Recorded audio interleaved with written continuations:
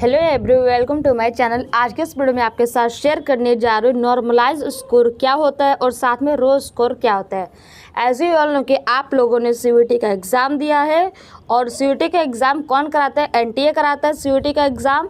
तो आप लोग का सीयूईटी का एग्ज़ाम हो गया है और अब बारी है आप लोग का रिज़ल्ट। और एनटीए कराता है कंडक्ट, अब बारी है आप लोग का रिज़ल्ट। तो रिज़ल्ट जब आता है तो क्या होता है, रिज़ल्ट कैसे आता है, ये मैं आपको सब इस वीडियो में बताने वाली हूँ। और रॉ स्कोर क्या होता है, नॉर्मलाइज स्कोर क्या होता है, मैं आपको सब चीज़ बताने वाली हूँ।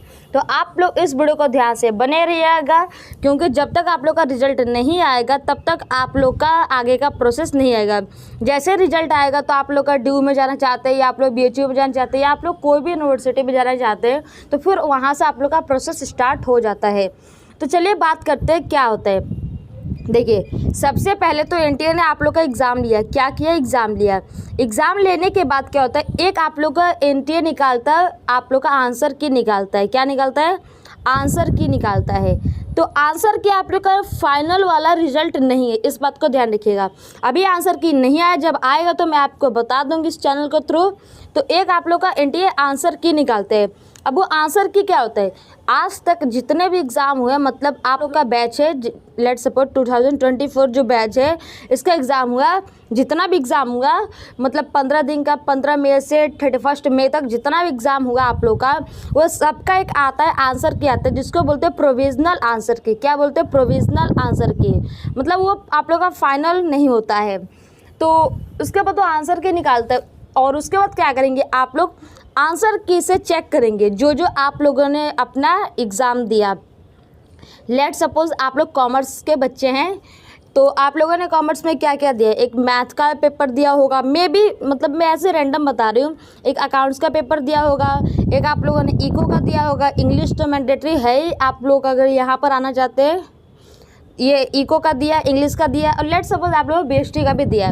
तो आप लोग को पता है कि मार्क्स कैसे मिलता है, 5 नंबर का एक क्वेश्चन होता है आप लोग का, और आप लोग का नेगेटिव मार्किंग है। लेट सपोज 5 क्वेश्चन है, 25 मार्क्स। 5 क्वेश्चन में से आप लोगों ने 4 क्वेश्चन सही किए हैं। कितने क्वेश्चन सही किए? 4 क्वेश्चन। तो 5 4 जा 20 मार्क्स हुए, और एक क्वेश्चन आप लोगों ने कर दिया रॉन्ग, तो 20 में से 1 मार्क्स कम हो जाएगा, तो 19 मार्क्स आप लोग का होगा ना। तो ये आप लोगों को पता है।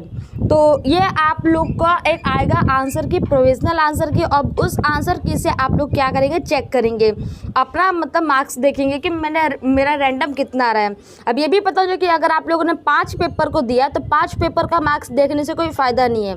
अगर आप लोग ड्यू में, बीएचयू में या कोई भी अदर यूनिवर्सिटी में आना चाहते हैं तो आप लोग के पास पीडीएफ से आया होगा। अगर नहीं आया तो मैं आप लोग को वो भी बता दूंगी। उसमें लिखा रहता है कि अगर आप लोग लेट सपोज यहाँ पर एडमिशन लेना चाहते हैं तो यहाँ पर अगर आप लोग लेट सपोज बीकॉम ऑनर्स करना चाहते हैं तो बीकॉम ऑनर्स करने के लिए 3 आप लोग का होना चाहिए, क्या? डोमेन, जिसको मेन सब्जेक्ट बोलते हैं, और एक होना चाहिए इंग्लिश। तो इस हिसाब से आप लोग देखकर अपना मार्क्स निकालेंगे। 800 में से, 600 में से या 650 में से मार्क्स आप लोग निकालेंगे। 650, जैसे ये आप लोग का कोर्स है ना बीबीए वगैरह, तो उन सब के लिए है। तो ये आप लोग देखकर निकालेंगे। मतलब 800 में से तो मेन ही है, क्योंकि आर्ट्स और साथ में कॉमर्स का जितना भी है तो 800 में से आता है। तो आप लोग देखकर निकालेंगे इस यूनिवर्सिटी में ये सब्जेक्ट मैंडेटरी है और उस हिसाब से मेरे मार्क्स इतने बन रहे हैं एज़ पर आंसर की।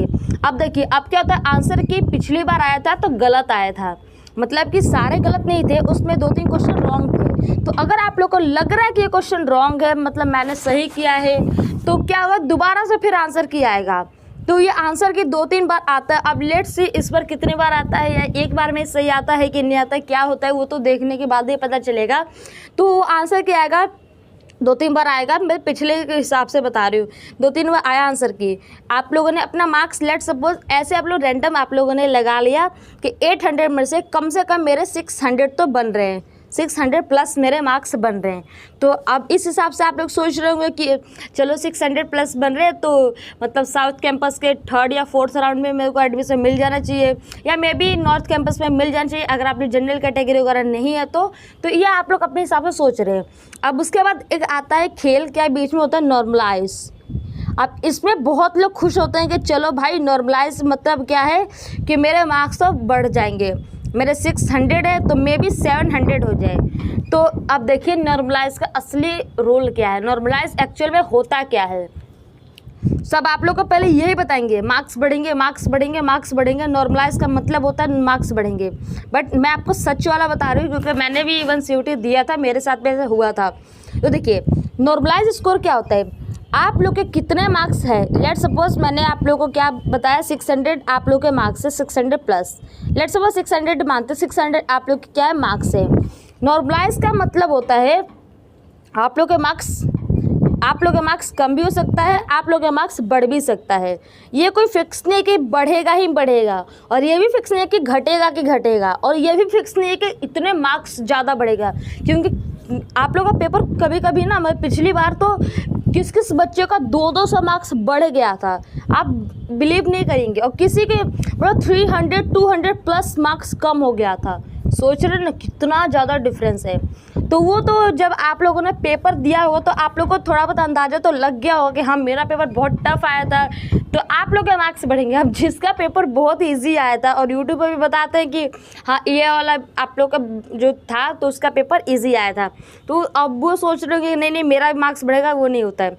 नॉर्मलाइज का सिंपल फंडा यही है, इतने सारे पेपर होते हैं CUT का, एक दिन में तो होता नहीं है। एक लेट सपोज आप लोग का 15 मई को पेपर हुआ, मे भी 15 मई का पेपर, मैथ का पेपर बहुत ही आसान आया, तो उसमें क्या, उसमें सारे बच्चों ने अच्छा किया होगा, अगर आसान है तो अच्छा किया होगा। और मे भी आप लोग का 16 मई को एक पेपर हुआ मैथ का ही, और उसमें पेपर बहुत ही टफ आया, तो अभी दोनों बच्चों के साथ नाइंसाफ़ी हो जाएगा ना, क्योंकि अब 15 मई वाले में तो बहुत आ गए, तो उस हिसाब से उसके मार्क्स तो बढ़ जाएंगे। 800 में से उसके 700 प्लस भी आ सकते हैं, और 16 मई में जिसका मैथ का पेपर हुआ उसके मार्क्स कम आ सकते हैं, क्योंकि उसका पेपर बहुत टफ आया था।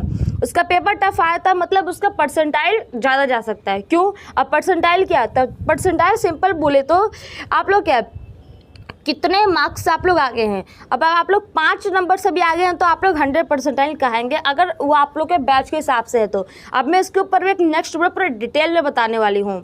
तो नॉर्मलाइज का सिंपल मतलब यही है कि जिस बैच में जिस दिन आप लोग का अलग अलग पेपर हुआ, उस पेपर में किसी का टफ आया था, किसी का बहुत टफ आया था, किसी का बहुत ईजी आया था, वो सबको क्या करते हैं आप लोग को पूरा कंक्लूड करके इसको नॉर्मल ला देते हैं। तो नॉर्मल लाएंगे तो उसी को बोलते हैं नॉर्मलाइज स्कोर। क्या बोलते हैं? नॉर्मलाइज। मतलब इसका मतलब यही है कि सबके मार्क्स बराबर हो गए। क्या हो गए? सबके मार्क्स बराबर हो गए। किसी के कोई ये नहीं बोलेगा ना कि मेरा बैच का पेपर आसान आया था तो मेरे मार्क्स ज़्यादा है, मेरे बैच का पेपर टफ आया था तो इसलिए मेरे मार्क्स कम है। अब नॉर्मलाइज पे खुश मत होइएगा, पहले बता रही हूँ, मार्क्स बढ़ भी सकते हैं, मार्क्स कम भी हो सकते हैं। बट आप लोग अगर पेपर इजी आया था तो अगर आप लोगों का पेपर इजी आया और आप लोगों ने उसमें भी कुछ नहीं किया तो ऑफ कोर्स मार्क्स जितने हैं उतने ही रहेंगे, क्योंकि बढ़ेगा नहीं। इस बात को ध्यान रखिए, ये लॉजिक है। और जिसका पेपर बहुत ही टफ आया था तो उसका तो ऑफ कोर्स मार्क्स बढ़ेगा। क्या होगा? मार्क्स इंक्रीज होगा। तो ये मैंने आप लोगों को बता दिया है। आई होप कि आप लोग को अच्छी तरीके से समझ आ जाएगा।